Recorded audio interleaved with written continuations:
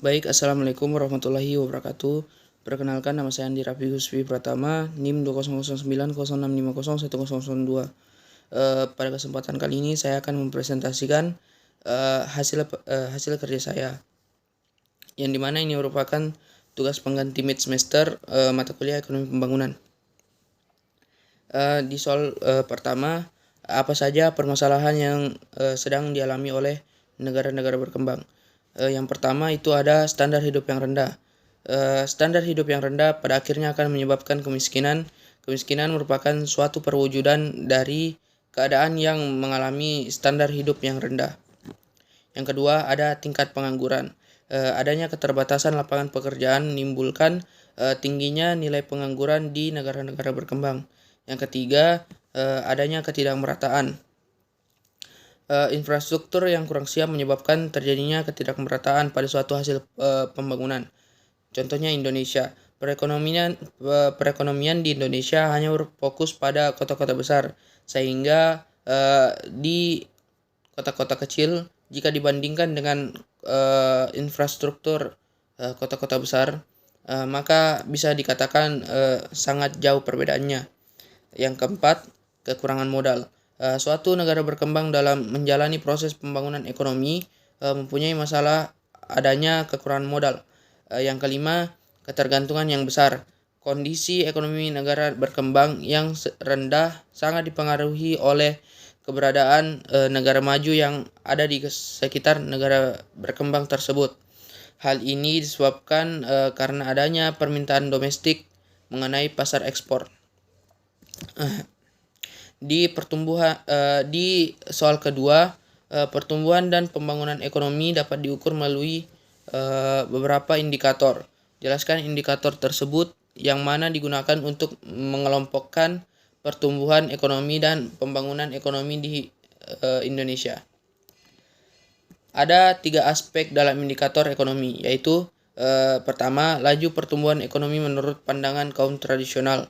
Laju pertumbuhan ekonomi merupakan indikator utama dalam menilai keberhasilan suatu pembangunan ekonomi. Laju pertumbuhan ekonomi yang tinggi merupakan indikator keberhasilan pembangunan ekonomi, sehingga target pertumbuhan ekonomi yang tinggi adalah suatu keharusan. Yang kedua ada Gross National Product atau GNP, atau bisa dikatakan pendapatan nasional per kapita. Pendapatan nasional per kapita bisa dihitung dengan cara membagi pendapatan nasional dengan jumlah penduduk. Penghitungan pendapatan nasional per kapita biasanya dilakukan setiap 1 tahun sekali, sehingga pendapatan nasional per kapita masih digunakan sebagai tolak ukur kesejahteraan masyarakat. Semakin tinggi tingkat pendapatan nasional per kapita suatu masyarakat, maka akan semakin sejahtera masyarakat tersebut. Yang ketiga ada Gross Domestic Product atau GDP per kapita. Dengan purchasing power parity atau salah satu kelemahan yang ada pada sistem perhitungan PDB selama ini adalah ketidakmampuannya mengakomodasikan indikator-indikator non-ekonomi sebagai aspek penting bagi tingkat kesejahteraan. Ketika angka PDB nominal tidak dapat menjelaskan mengenai tingkat kesejahteraan real, maka United Nation Development Program atau UNDP mengambil inisiatif untuk menghitung variabel Purchasing Power Parity atau PPP. Perhitungan PPP digunakan sebagai dasar penentu kemampuan atau daya beli seseorang. Semakin tinggi daya beli seseorang atau masyarakat, maka bisa dikatakan bahwa pembangunan ekonominya berhasil. Yang ketiga, di dalam teori pertumbuhan dan pembangunan ekonomi dikenal model 2 sektor neoklasik. Jelaskan makna dari teori tersebut dan implementasi di negara sedang berkembang.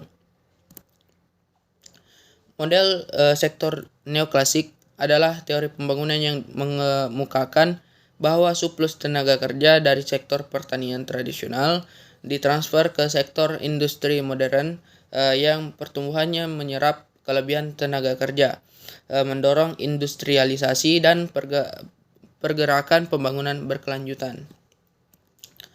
Yang keempat, jelaskan perbedaan model pertumbuhan yang dikemukakan Harold Domart dan Solo Swan, serta implikasi terhadap negara-negara berkembang. Menurut Harold Domart, perlu adanya pembentukan modal atau investasi untuk mencapai pertumbuhan ekonomi yang teguh atau steady growth. Semakin banyak modal, maka produksi barang dan jasa juga semakin banyak. Jadi menurut teori ini ada syarat agar perekonomian negara dapat berkembang secara jangka panjang atau steady growth. Sedangkan teori Solo Swan, teori ini merupakan pengembangan dari teori Harold Domart, di mana dalam teori Solo terdapat kemungkinan perubahan pada suku bunga dan tingkat upah.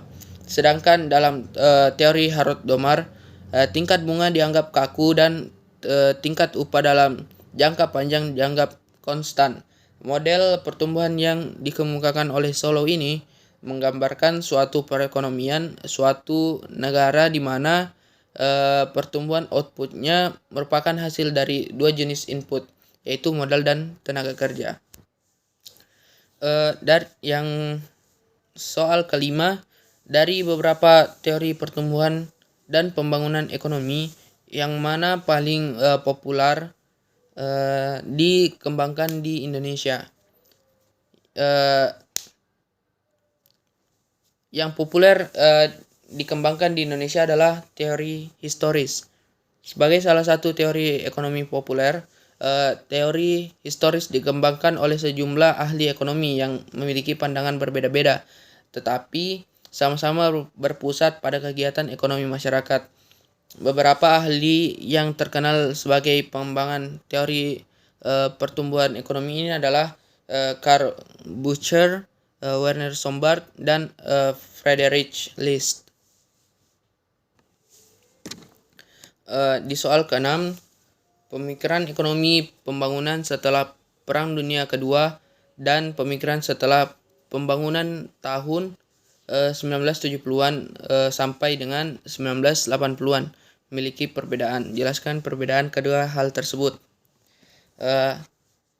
Setelah Perang Dunia Kedua berakhir, ahli-ahli ekonomi Barat mengenalkan konsep pembangunan kepada negara-negara bekas jajahan yang baru merdeka sepanjang tahun 1940-an dan 1950-an.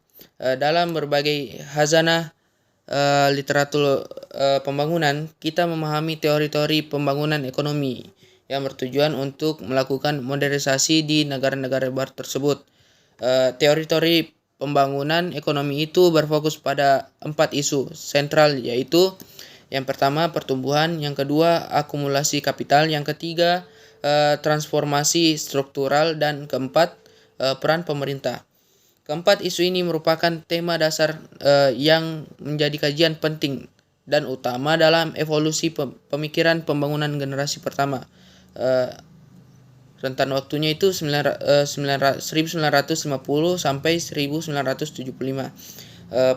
Para ahli ekonomi pembangunan memusatkan perhatian pada 4 isu sentral tersebut sebagai topik perdebatan akademis dalam kurun waktu seperempat abad.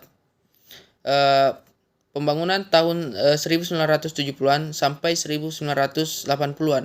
Harus diakui bahwa pembangunan sebagaimana dikonsepsikan oleh para ahli ekonomi generasi pertama itu telah menciptakan perubahan penting dalam kehidupan suatu bangsa.